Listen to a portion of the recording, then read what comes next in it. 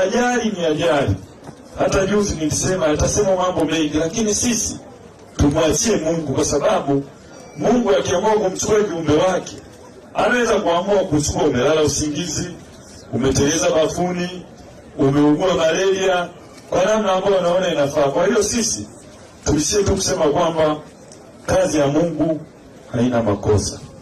Kwangu mimi, watu hao wanahitaji msaada wa mambo mawili, Mheshimiwa Mkuu wa Wilaya na viongozi. Kwanza, msaada wa maombi na faraja kama nilivyosema kwa wafiwa na wale wa majeruhi wetu, lakini pia msaada wa support kama jamii. Mimi ofisi yangu ya mbunge tutamkabidhi mwenyekiti wa serikali ya mtaa kama tulivyofanya juzi, shilingi 3,300 kwa kila familia, kwa ajili baada ya msiba wanavokaa wanavyojipanga wawe na walau pa kuanzia. Na mimi natoa wito kwa mwingine wote, Mnyamaharage, Mnyagade, Kamasebele, Mnyause, tusaidie hizi familia.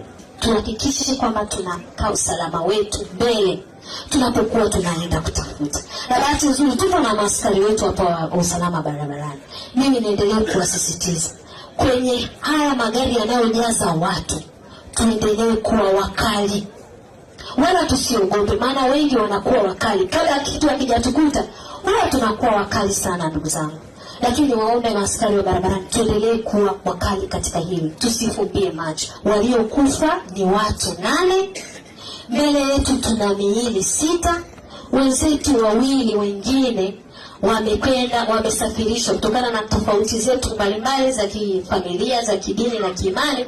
Wengine wameweza kwamba wameomba wasafirishwe kuwapeleka maeneo mbalimbali. Kwa hiyo ndugu zangu, ajali hii imegharimu maisha ya watu 8.